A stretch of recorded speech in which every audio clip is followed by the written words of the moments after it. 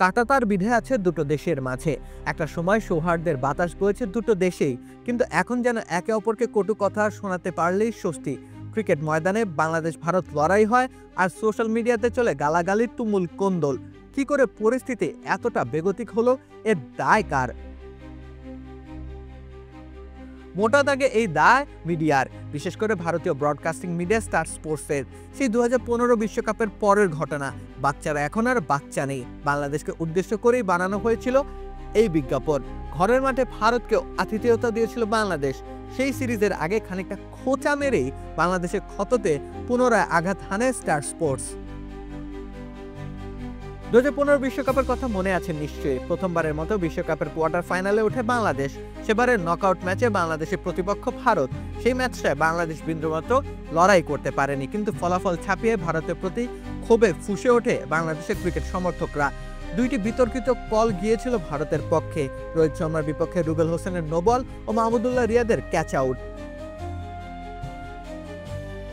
এই দুই বিতর্কিত সিদ্ধান্ত যেন আগুনের স্ফুলিঙ্গ জ্বালিয়ে রাখে, আর স্টার স্পোর্টসের সেই বিজ্ঞাপন স্ফুলিঙ্গের সামনে কাগজের টুকরো নিয়ে হাজির হয়। আর সেই আগুনের তীব্রতায় ভস্ম হয় ভারত। প্রথমবারের মতো ভারতের বিপক্ষে ওয়ানডে সিরিজে জয়লাভ করে বাংলাদেশ। সোশ্যাল মিডিয়ায় তখন বাংলাদেশিদের উচ্ছ্বাসের বাঁধ ভেঙে যায়। ঠিক তারপর ভারতের আনন্দবাজার পত্রিকার হেডলাইনে আবারও খাটো করা হয় বাংলাদেশকে। বাংলাদেশে কোনো কৌশল নেই কোনো পরিকল্পনা, আছে স্রেফ প্রতিশোধের আগুন। সেটাও দুই দেশের সমর্থকদের মনে নেতিবাচকতার সঞ্চার ঘটায়। এই নেতিবাচকতাকে দ্বিগুণ করে বাংলাদেশি এক ম্যাগাজিনের প্রচ্ছদ। 2015 সালে ওয়ানডে সিরিজে বিশ্বের জাদু বাক্স খুলে হাজির হয়েছিলেন মুস্তাফিজুর রহমান। তার কাঁটাতারের ধূর্ততায় খাবি খেয়েছেন ভারতীয় ব্যাটাররা। রম্য ম্যাগাজিন রসালোর প্রচ্ছদে অর্ধেক মাথা কামানো ভারতীয় ব্যাটারদের মুন্ডুর সাথে হাতে খুর সমেত দাঁড়িয়ে থাকা মুস্তাফিজের কাটআউট স্থান পায়। ব্যঙ্গকে তখন ভারতীয়রা অপমান হিসেবে গ্রহণ করে। ঠিক সেই মুহূর্ত থেকে দুই দেশের ক্রিকেট ভক্তদের রেশারেশি পৌঁছে যায় চরমে।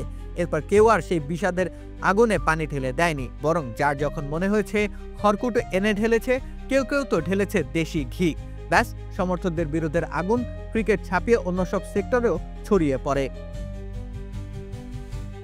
তবে এক্ষেত্রে যে শুধু মিডিয়ায় এমন বিদ্বেষ উস্কে দিয়েছে তা নয়। দুই দেশের রাজনৈতিক টানাপোড়েন, ভূ রাজনৈতিক নানা জটিলতা ও পারিপার্শ্বিক অসম বন্টনও প্রভাব হিসেবে কাজ করেছে।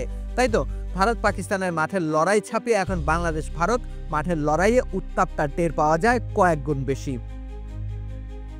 কিন্তু বিদ্বেষের এই আগ্রাসী দ্বৈরথের শেষ কি কখনো হবে? সৌহার্দ্যপূর্ণ একটা সোশ্যাল মিডিয়া কি আর কখনো ফিরে পাওয়া যাবে? হয়তো যাবে, সেক্ষেত্রে দুই পক্ষকেই সহনশীল হতে হবে।